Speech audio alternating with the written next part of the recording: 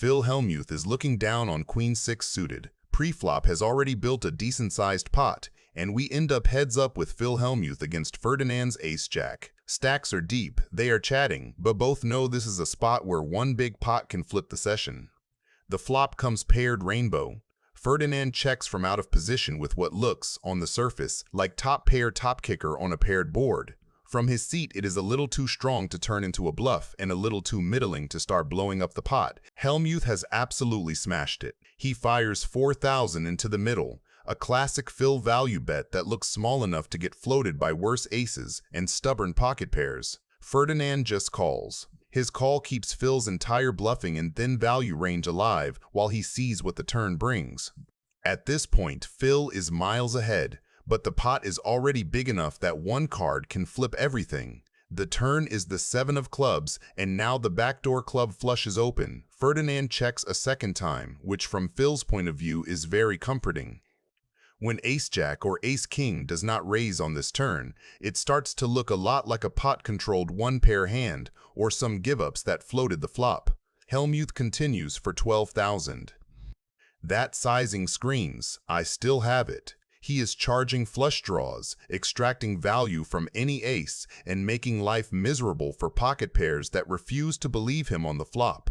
Ferdinand thinks, and again just calls. He cannot love it, but with ace-jack he beats all the bluffs and every worse ace that Phil is capable of barreling. The river is the ace of hearts, and that card rewrites the script. Ferdinand, who has been in check and call mode on flop and turn, now suddenly leads for 18,500. Cannon bets. I was waiting for that. That river bet is sneaky and brutal. From Ferdinand's side, it makes perfect sense. When the ace pairs, every queen in Phil's range is going to feel invincible. Is this even possible? I was thinking he was going to pay off 50,000 drawing to 2 outs. It was so sweet. Pot, and I was going to bet 30 in the end, and he was going to call me with his ace-10 or whatever. Oh, come on. Are you serious? I mean, can this just keep happening to me? It's like, you got an ace, boss? 18-5, you'll see what I got. You called a pot size. What do you got? I got a queen. Phil calls. No stops today in the bus. Daniel Negreanu looks down to King 10 offsuit, a hand with decent equity in a four-way pot. Against him is Elizabeth Houston, who opens to a Queen Jack offsuit. Let's see who will the poker gods bless this time. See that? Cheap flop. Reynolds folds. Also makes it easier to call this 3-bet from Tony G. He raises to 2,000. Queen Jack for the cannon. She calls out of position. So does Daniel. And like that, Williams built himself his own little pot odds. He calls too. 4-person party to the flop. The flop comes 8 Queen Jack Rainbow, which is perfect for Houston. She is looking at top 2 pair with no danger of a flush and only a potential straight or a pocket pair being in her way. Her odds look great, but I think she should have bet harder before Negreanu had a chance to see more of the community cards. I fold. Thank you, William. With the bet sizing being insufficient, even Tony G with his mid pair of jacks that have 2% equity will make the call. The turn delivers the 4 of spades. Things couldn't have been better for Houston. Pocket 4s would have probably folded, same as the pocket 6s from earlier, but she is still afraid of the flush and straight draw. That's why she fires a bet for a bit over half the pot, which I think will be yet again not enough to get Negreanu off his hand. Daniel's checking out her stack, knowing she probably has something strong enough to lose it all if he does make the nuts. Negreanu casually calls her $15,000 bet as predicted. But at least Tony G and his adventuristic jacks are gone. Now let's see what the turn will bring for Negreanu. And it is the ace. What a cooler this will be at the end. That's Daniel's gin card, and this could get ugly for the cannon. I expect her to bet here. Now she checks. Somehow she knew to slow down. Daniel's got the nuts. Let's see how much he thinks she'll pay off. 50. If Elizabeth has watched this show at all, she would know Daniel doesn't bluff raise the river very often. No one does. If Elizabeth makes this call, she'll have less than 30,000 remaining in her stack. Call. Ouch. She sees it. Damn it. Hellmuth is looking down on pocket kings. Pre-flop, this is a classic clash between raw power and disguised strength. Tony G opens light, Mercier flats on the button with pocket threes, and Hellmuth in the blind wakes up with kings. Raise pot. His raise to 8,600 is a big, old-school squeeze sizing that tries to punish Tony's wide open and isolate one player. When Tony gets out of the way and You got a couple of hundred on, and I'll play every time pre-flop. Why don't you add some more money on, Phil? I'll give you a flip every time then. See what sort of a genius you are then. Mercier calls, the dynamic is already set. Phil has defined his range as extremely strong, while Jason has a capped, small pair suited connector, looking range that wants to see flops and play poker post-flop. The flop comes down a nightmare texture for Phil, 9, queen, 3, all clubs. Mercier absolutely smashes it with bottom set on a monotone board, while Phil's overpair is in danger of being dead against any made flush or set. The turn pairs the queen, giving Mercier a full house and freezing a lot of Phil's perceived flushes. Jason checks again, continuing the trap. Now Phil feels safer. Paired boards mean fewer flushes and more chance his overpair is best. So he fires 7,000 as a delayed c-bet that targets exactly hands like tens, jacks, or a bare club. Mercier springs the trap with a raise. That line screams polarized. Either a queen, a big flush, or a bluff. With kings and the king of clubs, Phil decides to hang on and call, planning to reevaluate rivers. The river brings a fourth club, completing every possible flush and leaving full houses at the absolute top. From Mercier's seat, this is perfect. The story he has told of a strong queen or big flush is still completely consistent, and his actual hand, a full house, comfortably beats both. He jams, ripping in the rest of his stack. Come on. Come on, what in the heck is going on here? This is ridiculous.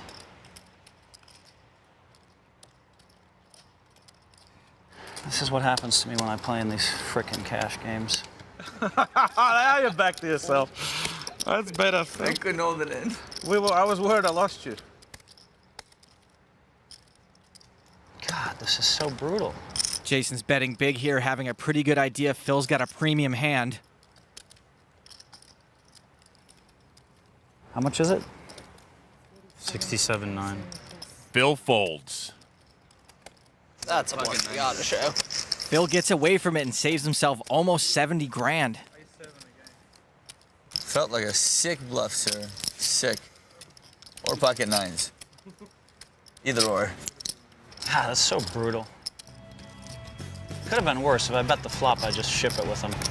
Daniel Negreanu is looking down on pocket queens. He opens to $1,200 from early position that raise sizes well for a loose table and keeps his range strong and uncapped. Four players continue. David Williams flats with pocket kings. Against this many callers, Negreanu's plan is straightforward.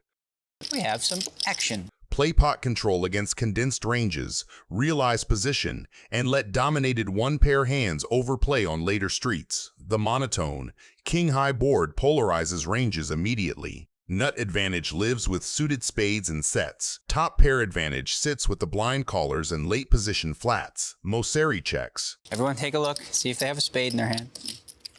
Calacanis takes a small stab of $4,000 into about $20,000. A sizing that usually represents one pair without a high spade, weak spade draws, or simple information gathering. Negreanu just calls with queens. That flat keeps his range wide and invites dominated value behind to continue. Critically, holding the queen of spades blocks the nut flush combinations and secures useful run-out equity if a fourth spade arrives. All in. And the loose cannon's all in. Cannon time. Abe and Jason are out. Oh boy. Gamble, gamble. You don't have much money. 26. Count what you got. Let's have a count of the loose cannon one time. All right, here you go. This could be Like 75. this could be that time here. On the 4. Yeah, that's right. I mean, you're supposed to gamble sooner or later. Daniel calls. Pair the board, I'll call. David's in two. Got a flush. Oh no! Okay. Wow. Well, you would have busted me anyway. Okay, I got a big side pot working. So let's just have a spade. Just pair the board. Just do one time, right? I would like to do more than one, but actually screw that, one time. What the heck? That's a spade. Good hand. Will's out. So I win that pot for sure. Go ahead, pair the board. What the hell? All right, he wants to pair it, so just pair it. It doesn't. Scooped it. Wow. Sick hand, buddy. Maria Ho opens up to pocket fives, a hand that can either be a beast or a complete miss. Against her is Michael Black. Sadly for her, he is holding pocket nines and is looking to start slowly bloating the pot with a pot raise for $1,100. I will raise pot. What? Sir. After we take a good spin around the table, we are left with Maria Ho, Black, Newhouse, and Krosky. Even though Maria and Black are in the lead, in a four-way pot, anything can happen. So, let's see who the flop will bless this time. Dave calls the raise. We're going four-way to the flop. Whoa, set over set alert. Maria, holy cooler. With the way the flop came set over set, Maria Ho is in a prime position to get busted by Black and his pocket nines. The bad beat here is 100% certain. Only two questions are how bad and for whom. Okay, well, let's make it 2,000. With 0% equity. Nice. I will call. No kidding. Surprisingly, Krosky leads with a bet of $2,000, to which Newhouse unsurprisingly folds due to completely missing the flop. Krosky, though, is unknowingly bloating the pot, and let me tell you, Black is enjoying it. Maria isn't going anywhere. With a bet to call, Maria could easily be looking to get it in against top pair in a flush draw. You know what? I don't want to risk everything so early. Like, you can have this one. Smart. She's raised it to $7,000. I'll raise. Also smart. A better flush draw. Okay, this is not expected by my matriculating brain. Wow, what were you doing over there? Trapping, like Phil said. With what, nines? Yes. Yeah. Most, if not all players, try to hide their hand, but not Black. He straight up told Maria Ho his hand and didn't even blink. Let's see how deep his mind games will sink Maria Ho. All right, you made it 7. I'll make it 20. Ooh. 20. Michael's acting is superb. I really do believe he has nines. Even though this 3 bet on top of her raise represents real strength, Maria Ho has no choice but to call and go to turn, in my opinion. Flopping a mid-set with no straight draw and still no flush is reasonable enough to call, unless your opponent has the top set, like Black has. But little does Maria Ho know. Let's see what her next move will be. After all this thinking, she decides to go with the call. Let's hope for her that she can draw the last remaining 5. I would be sad to see such a lovely lady lose in such a brutal cooler. You deal the turn yet? No. Okay.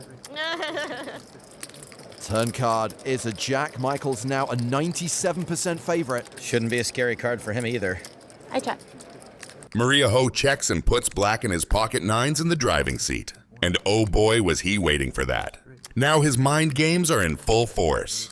Watch carefully, or you will miss something. I mean, I feel like I have one move. I feel like, and I don't want to make that move, but I mean, all right, I'm all in. He shoves. I feel like you were kind of being honest when you said you had a set of nines, though. But So you can fold. I just think it would be like insane in a cash game to fold this, so I call. Hand number 2. Wow. Set over shut. Huge cooler. Ooh. Let's run it twice. Okay, 2 times coming in. Wow. Wow. So, 2 separate river cards, each worth half the pot. Outplayed again. Maria Ho just paying it off. Run 1. A king. No help from Maria. Half the pot goes to Michael. He's locked up $51,900. Maria still has 1 out. At least it doesn't qualify as too many outs. Run 2.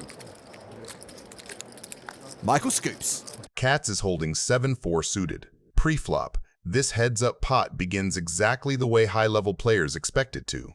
Katz opens the small blind with 7-4 suited, raising to $240,000. In a full ring game, that hand is usually folded, but heads up, ranges widen dramatically. The flop comes, and on the surface it feels like Bonomo has won the lottery. He checks to the raiser, which fits normal strategy. Katz is expected to continuation bet frequently. Katz, however, has hit something better. With his 7, he has essentially the nuts, unless Bonomo draws another ace, and if by any miracle another 7 comes, it will be the perfect opportunity to trap Bonomo. By checking, Katz keeps his range looking capped and gives Bonomo full freedom to start telling a value story on later streets. The turn is the 5, which changes very little for the core battle between the two ranges. Draws do not really improve in a meaningful way. The board is still defined by the ace and the 7s. Now Bonomo steps out with a bet of $275,000. From his point of view, this is a natural value bet and protection play. Katz just calls. Raising the turn would advertise real strength on a board that is already hard to bluff. The river brings the final 7, putting quads on the board. This is where the hand becomes psychologically difficult for Bonomo. From his seat, he now has a full house, aces full of 7s. In a vacuum that is extremely strong, and it is easy to assume that the opponent rarely shows up with the one remaining 7 that beats it. He bets $400,000 into roughly $1.1 million, a sizing that looks like thin value targeting weaker aces and maybe stubborn pocket pairs. It is not overly large, which helps encourage crying calls and, crucially, can tempt an aggressive player into turning something into a bluff raise.